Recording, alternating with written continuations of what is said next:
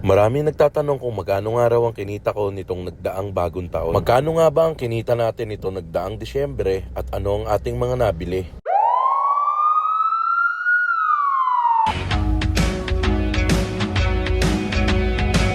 Ako nga pala si Rap, patindi ako si Jan, 8 taong pulis na may negosyong litsunan at samahan niyo ako sa aking farm. At nang may pakita ko sa inyo kung ano ang aking kinita sa aking litsunan nitong nagdaang Disyembre, malaki talaga ang kitaan sa litsunan at hindi natin pwedeng ikailayan. Pero ngayon taon, hindi nangyari yan. Ayoko nang maulit-ulit yung nangyari nito lang nagdaan. Kaya yung December 2025, maaga kong pinaghahandaan. Kaya lahat ng kinita ko nitong nagdaang bagong taon, inilagay ko lahat sa inahin at bulugan. Sila ang kinita ko nitong nagdaang Disyembre, Kapaskuhan at bagong taon. Grabe ang pagtaas ng presyo ng baboy, kaya naisip ko magsimula ulit ng sarili kong production. Na dati ay sinawal-bahala ko lang at hindi ko binigyan ng atensyon. Dahil sa ganda nga ng kinikita ko sa lechon, hindi ko na naisip na mag-build ng sarili kong production. Pero mali pala yun. Halimbawa na lang kung anong mga pinagdaanan namin ngayon. Dahil sa naubos sa mga baboy litsunin, grabe ang itinasang presyo. Hanggang umabot tayo sa pati sa ating kita na kukompormiso. Hindi talaga biro ang tinaas ng presyo dahil yung dating 5,000 naging 8,000. Bukod sa sobrang taas ng presyo, dapat mabilis ka pang dumampot ng mga baboy na ililitson mo. Dahil sa pagpapasa-pasa na rin ng mga ahente, dahilan kung bakit minsan ay naabuso na rin nila ang presyo. Isipin mo naman yung biik na bagong walay na umaabot ang presyo mula 4,000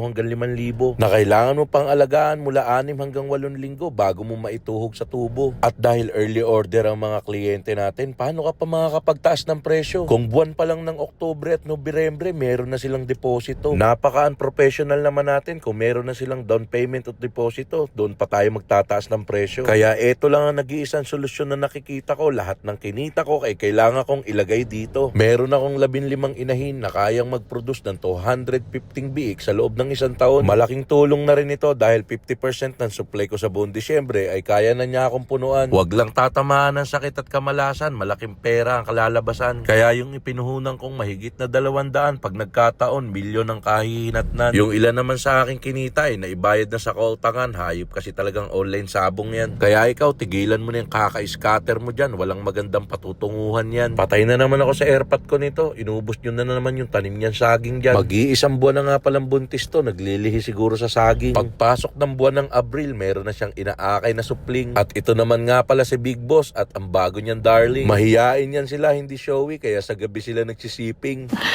Sana all.